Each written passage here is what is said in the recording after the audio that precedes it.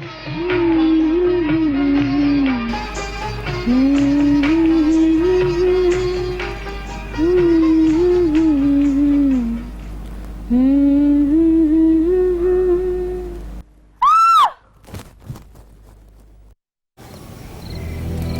आपा की जिंदगी में वो सब कुछ हो रहा था जो ख्वाब देखने वाली लड़कियों का मुकद्दर है। तवाइफों की जिंदगी एक कड़वी कसीदी हकीकत की तरह होती है। जो ये हकीकत मान ले तो समझो उसकी जिंदगी रुसवाई भरी ही सही लेकिन गुजर जाती है। और दिलशाद आपा की तरह जो इस हकीकत को मान कर भी ना माने तो उसकी जिंदगी उलझी हुई एक ऐसी डोर बन जाती है जिसको जितना भी सुलझाओ वो उतना ही उलझती जाती है।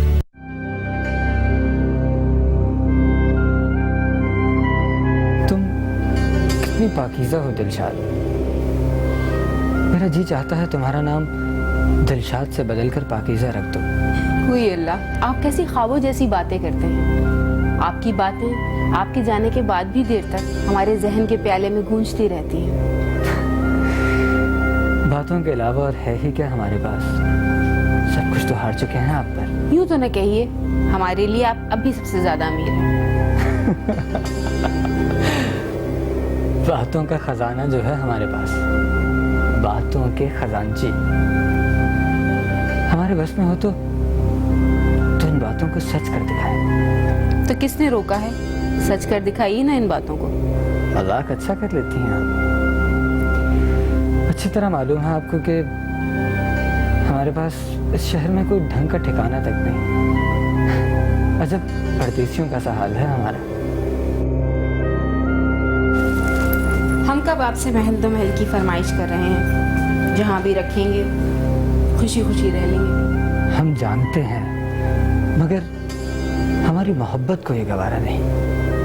कुछ बंदोबस्त हो जाए तो ले चलेंगे आपको। सच?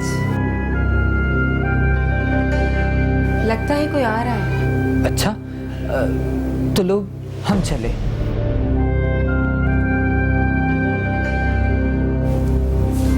लगता है आपा आज फिर आप अपने रफाकत से गुफ्तो शनीद फरमा रही थी। तुम तो लेना ना छोड़ना, जलापो कहेगी। अरे मेरी बावली आपा, चला तो उससे जाता है जो मौजूद हो, और आपकी रफाकत सिर्फ आपका वहम जिसकी कोई हकीकत नहीं। फिर वही बकवास। ये जलापा नहीं तो और क्या है? ना मिले अंगूर तो खट्टे ही लगते हैं। ऐसे अंगूरों से तो अल्लाह सबको बचाए। अरे हम तो कहते हैं आपा आप भी इस वहम से निकल जाए, नहीं तो क्या? नहीं तो ये रफाकत नाम का जिन आपको निगल ही जाएगा। जिन?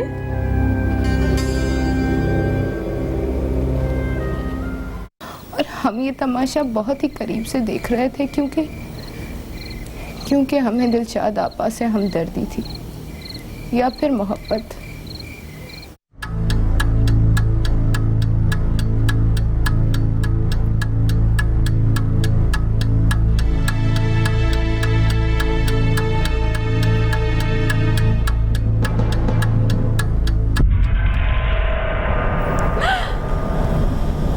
आज आप फिर खिड़की से आ गए? मैं कब से दरवाजे से नजरें लगाए खड़ी हूँ। मेरे हुजूर को कुछ गरम गुजरा है, मिजाज नासाज है शायद। मेरी बात का जवाब दीजिए। दरवाजे से क्या फर्क पड़ता है खिड़की और दरवाजे से? तो मैं हूँ।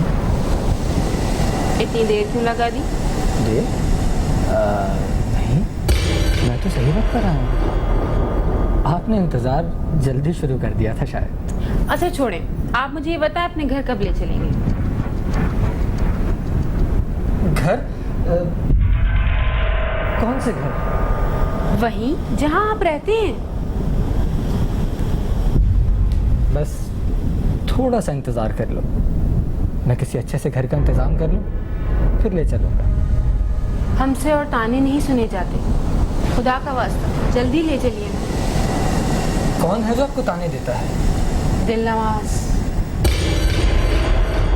दिलनवाज है जिसे ना आपके होने का यकीन है ना आपकी मोहब्बत का। समझती हम किसी जिन से मोहब्बत करते हैं जो महज हमारा ख्वाब है, हमारा वहम है। कहती तो वो ठीक ही है, मोहब्बत करना हर किसी के बस की बात नहीं। मगर वो आपको जिन समझती है।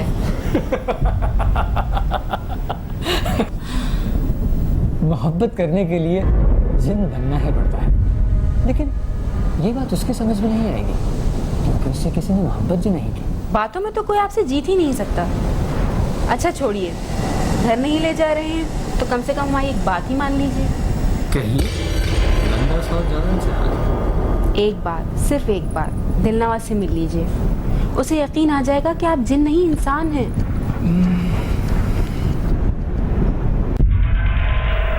ठीक है, हम दिलनवाज से ज़रूर मिलेंगे। सच? उस दिन के बाद से हमें दिलशाद आपा की जहनी हालत पर शक होने लगा। फिर जो भी दिन गुजरता या जब जब हम उन्हें देखते, हमें लगता कि आपा बस कोई दम निकलता है कि कहका मार के हंस पड़ेंगी और सभी उनके पागलपन को तस्लीम कर लेंगे। कई बार हमारे मन में आया कि हम आपा को मना के डॉक्टर को दिखा लाएं और सभी उनके पागलपन को तस्लीम कर लेंगे। कई बार हमारे मन में आया कि हम आपा को मना के डॉक्टर को दिखा लाएं, लेकिन हमें मालूम था वो नहीं मानेगी। फिर एक दिन हम हिम्मत करके उनके कमरे में गए तो हमने देखा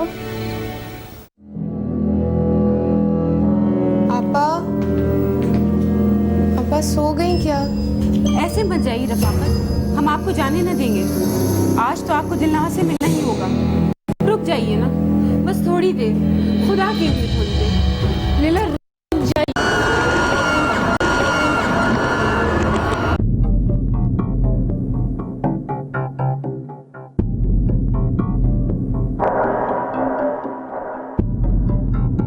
आज बहुत चुप हैं आप। हम रफाकत। कह डालिए, बात दिल में रही तो आपको चैन नहीं मिलेगा। उस दिन दिलनवाज बेहोश हुई थी। उस दिन से वो बहुत चुप है, कुछ बोलती ही नहीं। जब नाचती है तब भी यूं लगता है कोई लाश है जो रक्स कर रही है। तो इसमें आपकी परेशानी? हम कुछ समझे नहीं। भाई ये तो सीधी सी बात है कि तबीयत खराब है, आप उसे डॉक्टर को दिखाएं। हमें लगता है वो। क्या लगता है? आप कुछ कहना चाहती हैं और कह नहीं पा रही, कह डालिए, घबराने की कोई बात नहीं। लगता है उस रोज, मगर ये मुनव्वरी खाला की बात हमें कुछ जचती नहीं है। क्या कहती हैं मुनव्वरी खाला? वो कहती हैं इसने किसी भूत को देख लिया है।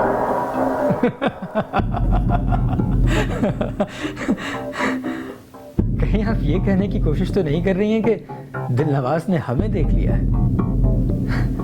ये बड़ी मज़ाहिका खेज बात है। खैर, आज जिस किस्से को हम खत्म करके ही जाएंगे। आप जाएं और अभी के अभी दिलनवाज को बुला कर लाएं। हम आज अभी और इसी वक्त उससे मिलेंगे। आप शायद बुरा मान गए। चलिए छोड़िए, जाने दीजिए, ठीक हो जाएगी कुछ दिन में। दिलशाद, हमने कहा जाएं और दिलनवाज को बुला कर लाएं।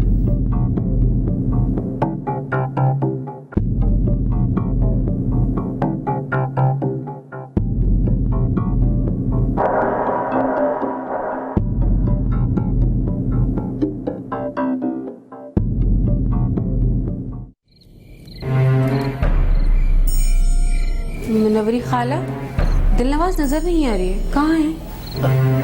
पता नहीं बिटिया, वो तो किसी के साथ बाहर गई है। बाहर गई है? किसके साथ?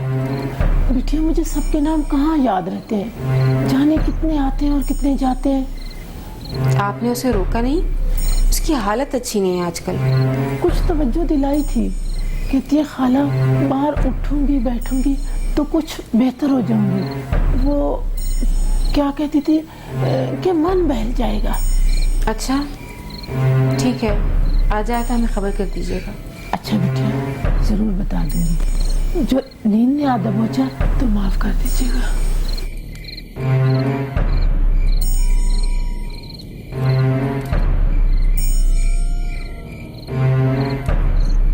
आ जाओ बिटिया, वो चली गई है।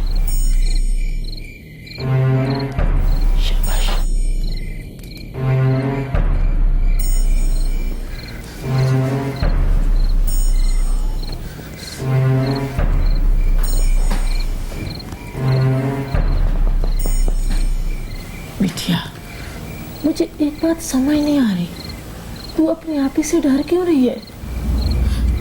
खाला मैं आपा से नहीं, बस भूत से डर रही हूँ जो इस वक्त आपा के कमरे में मौजूद है। भैया भूत?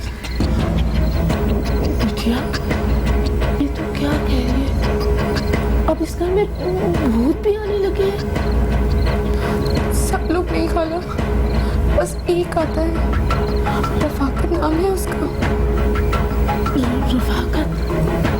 ये तो इंसानी जैसा नाम है, जरूर तूने कोई ख्वाब देखा है। नहीं खाला, ये ख्वाब नहीं हकीकत है, बड़ी खौफनाक शक्ल है उसकी। तो क्या दिलशाद को डर नहीं लगता उससे? पता नहीं खाला, वो तो उससे इश्क करती है, प्यार करना चाहती है उससे। अच्छा बिटिया तुम सो जाओ, तुम्हें नींद आ रही है। हाँ खाला, बड़ी नींद आ रही है हमें।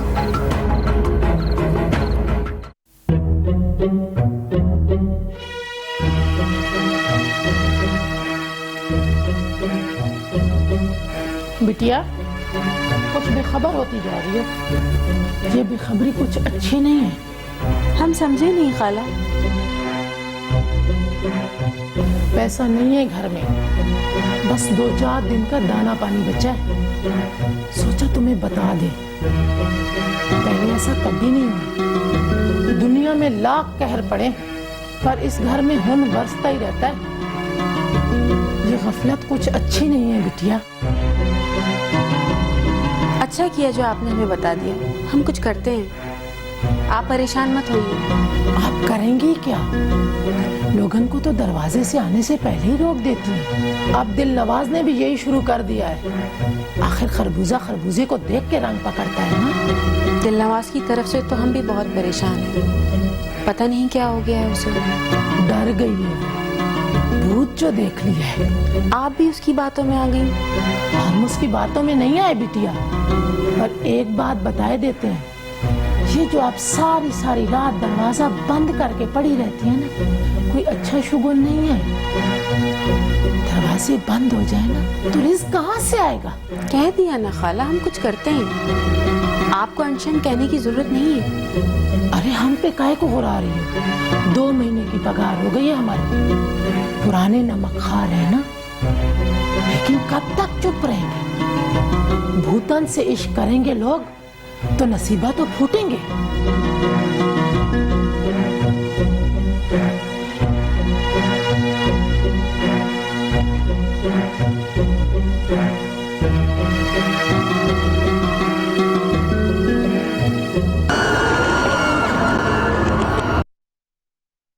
दिलशाद आपा का दिल जैसे दुनिया से उचाट ही हो गया था। 24 घंटों में वो सिर्फ उसी पहर खुश हुआ करती जब रफाकत उनसे मिलने आता। रफाकत से उनका इश्क दीवानगी की हदों में दाखिल होता जा रहा था। घर की ज़रूरतें धीरे धीरे मुंह खोले अज़दहों की शक्ल इख्तियार करती जा रही थी और इन अज़दहों को देने के लिए हमारे पास जो कुछ था वो सब ख़त्म होता जा रहा था। हमारी कोशिशों से न घर पहले चलता था और न अब चल सकता था, क्योंकि दिलशाद आपा की न सिर्फ आवाज़ हमसे ज़्यादा खूबसूरत थी बल्कि वो खुद भी हमसे कई ज़्यादा हसीन थी। हमेशा से लोग उन्हीं से मिलने आया करते थे और अब तो जैसे दिलशाद आपा का दिल किसी से मिलने को चाहता ही नहीं था। खोई खोई दिलशाद आपा हमारे लिए दुखता हुआ फोड़ा बनती जा रही थी और उन्हीं की वजह से हमारा दिल भी दुनिया से उचाट होता जा रहा था।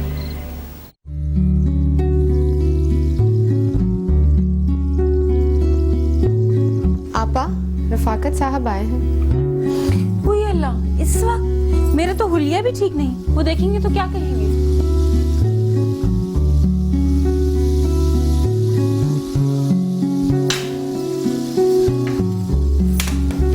तुम सच में आपा बावली ही तो हो गई हो। रफाकत कभी दिन में भी आए हैं जो आ जाएंगे। तो क्या तूने मजाक किया? हमें इस किस्म की मजाक बिल्कुल पसंद नहीं। और तूने ये क्या कहा कि वो दिन में नहीं आ सकते?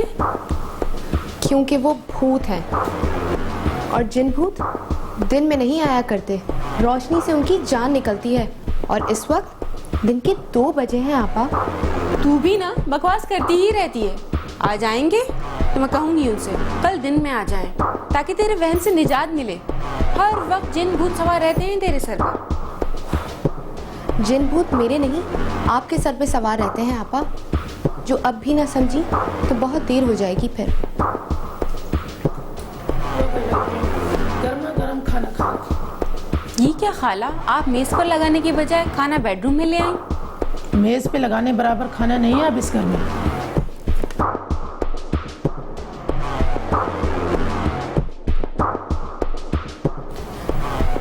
आपा, आप अगर अब भी होश में ना आई ना तो सड़कों पर भीख मांगनी पड़ेगी हमें।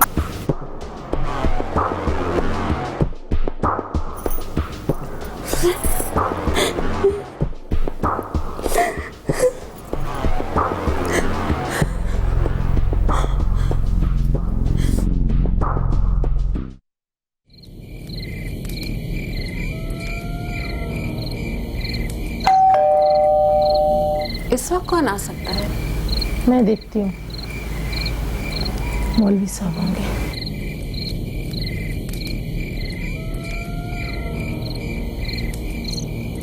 मौलवी साहब?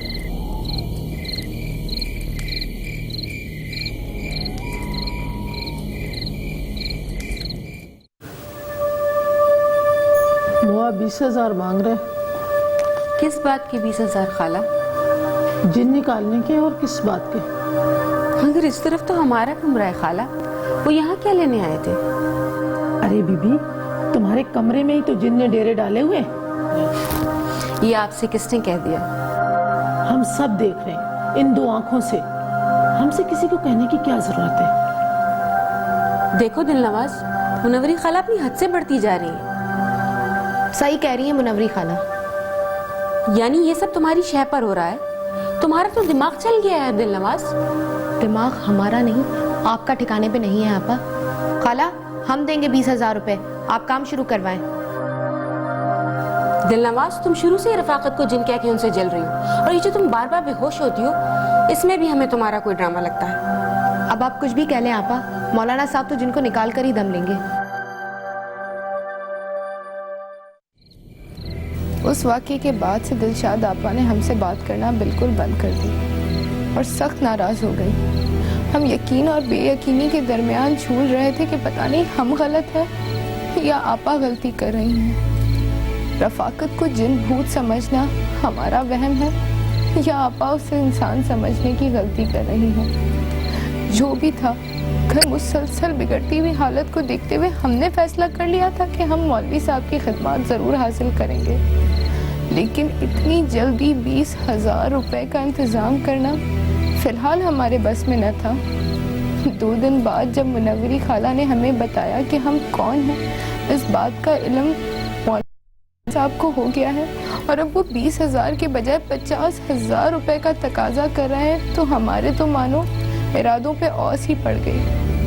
इस दिन तो मुझे ये भी अंदाज़ा नहीं हो पा रहा था कि आखिर ये मसला क्या रुख इख्तियार करेगा। जब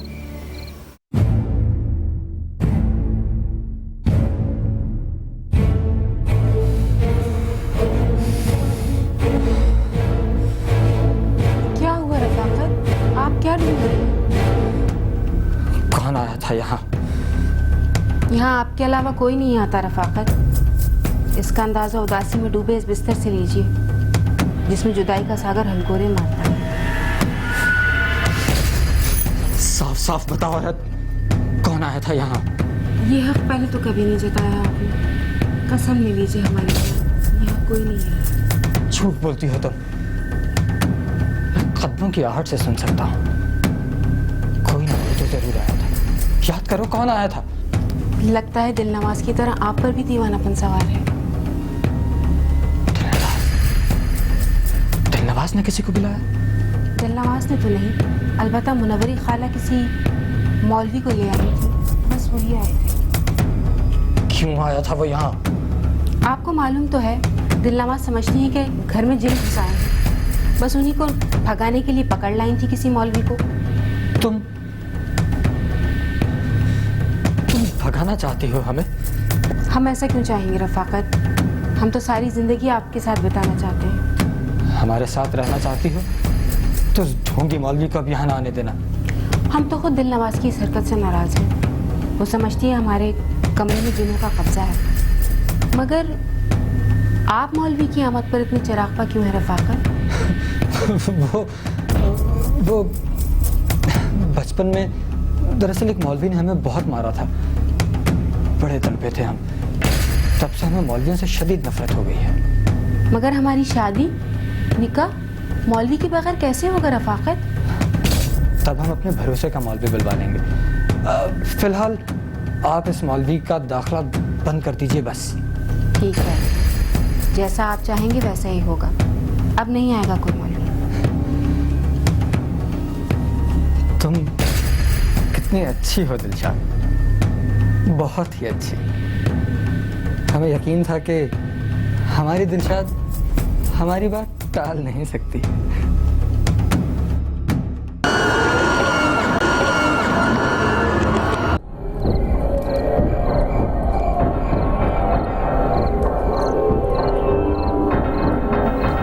मुंह चढ़े बैल की तरह हमारे मुंह पर ही ये दिलशाद बेगम। अब मुझे यकीन हो गया है कि रफाकत का बच्चा सचमुच जिन्न ही है। इसी के बस में है आप, इसी के इशारों पर नाचनी है। अरे नाचने तो नहीं देता ससुरा दिलशाद। हमें क्या जरूरत थी मौलवी साहब को घर पे बुलाने की? 50,000 रुपए का इंतजाम कैसे? मैं अपने सारे गहने बेच देती हूँ। 50,000 से तो ज्यादा के ही। पैसों का इंतजाम तू कर भी ले, लेकिन इस शैताना के होते हुए मौलवी घर में घुसेंगे कैसे? और इसका हल भी है मेरे।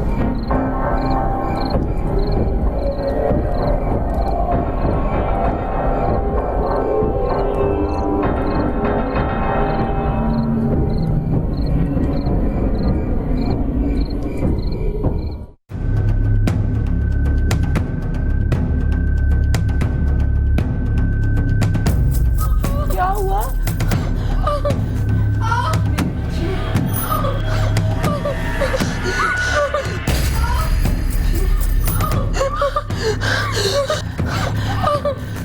क्या हुआ खाला? कोई मुंह दर्द उठा है, अदमुई हो जाती है। क्या हालत है मेरी बच्ची की? आपके पास चूरन है ना, लाइए ना जल्दी से। होते तो तुम्हें कहने की जरूरत ना पड़ती, वो तो कब के खत्म हो गए। मेरी बच्ची, मेरी बच्ची। अब क्या करें खाला? डॉक्टर के यहाँ ले जाओ, सोचना कैसा। अब डॉक्टर इस वक्त? अभी जिंदा है बिटिया, सांस चल रही है। मैं चौक पे जाती हूँ, सवारी लेके आती हूँ। फटाफट तुम इसे हॉस्पिटल ले जाओ बिटिया, मेरी बच्ची। दिलनवाज, दिलनवाज।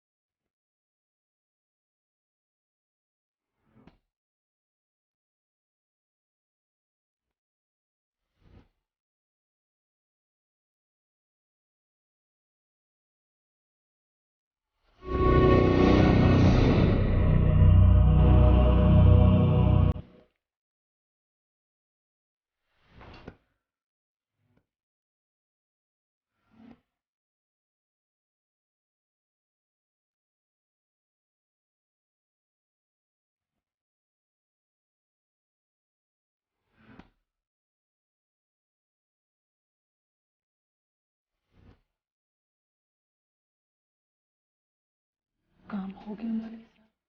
हमने अपनी तरफ से कर दिया है, आगे अल्लाह की मर्जी।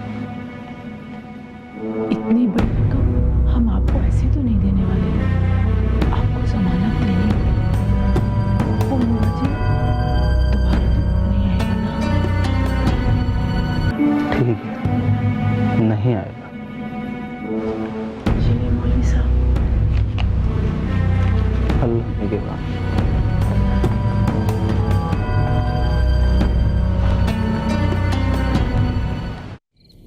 उस दिन के बाद आने वाले 3-4 दिनों तक दिलशाद आपा बहुत परेशान रही। हर आहट पर चौंक उठती, बार बार खिड़की दरवाजों से झांकती रहती, गूंज की तरह करलाती फिरती। कई बार रात गए उनके कमरे से रोने की आवाजें आती। उनकी हालत बहुत खराब थी, ऐसे बच्चों की तरह बिलक बिलक के रोती कि हमें भी रोना आ जाता। फिर कुछ हफ्तों के बाद उनको चुप ही लग गई। ना वो अपने कमरे से निकलती, ना कोई गीत, ना बनाओ सिंगार। बस जब कभी उनकी आवाज़ सुनने को मिलती तो वो इंतज़ार में डूबा हज़्न व मलाल के रागों से अटा कोई गीत गाती और फिर गाती ही चली जाती। हमको और मुनव्वरी खाला को हर रोज़ यही आस होती कि अब वो ठीक हो जाएंगी। कई डॉक्टरों को दिखाया, लेकिन उनकी हालत बिगड़ती ही चली गई। और इस तरह जाने कितने ज़माने और कितने ही बरस बीत गए।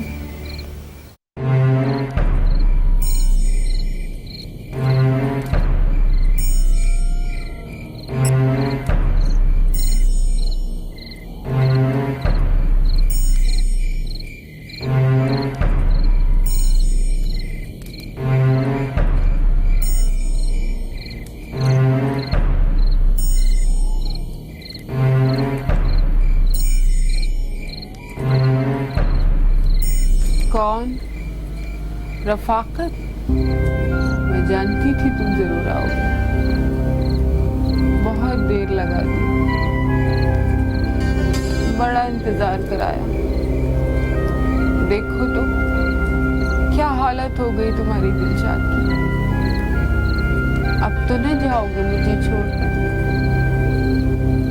अब मुझ में और इंतजार की हिम्मत नहीं। शुक्र है आज तुम दरवाजे से आए। बड़ी चाहती तुम कभी दरवाजे से भी आओ। तुम बोलते क्यों नहीं रफाकत? यहाँ आओ ना मेरे पास। क्या एक नजर देखना भी गवारा नहीं करते अपनी दिलशाद को? कोई और मिल गई क्या? बोलो ना रफाकत, अब तो ना जाओगे मुझे छोड़कर? ठहरो रफाकत, अब मुझे छोड़ के ना जाओ। ये मोहब्बत का दस्तूर नहीं। ठहरो रफाकत, खुदा के लिए ठहरो। रफाकत, रफाकत, मुझे कुछ नहीं चाहिए। बस एक बार मुझे अपने घर ले चलो ना। बड़े बेवफा हो रफाकत, रफाकत।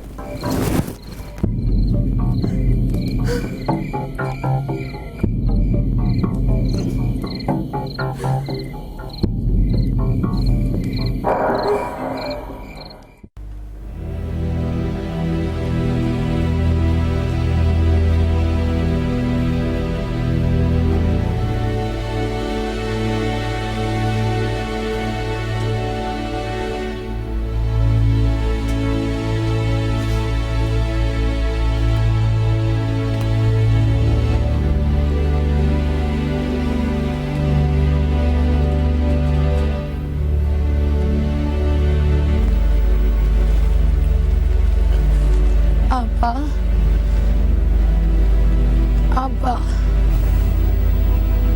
कौन? दिलनवाज? जी आपा, आपकी दिलनवाज। अच्छी तो हो, बड़े दिन बाद आई। मैं तो रोज ही आती हूँ आपा। आप ही ने मुझे बहुत दिनों के बाद पहचाना है। चल झूठी, रोज तो रफाकत आया करता था ना? नहीं आया करता था क्या? जी आपा। आज एक सच तो बोल दिल नवाज, उस दिन तूने पेट का दर्द का मकर किया था ना। आपा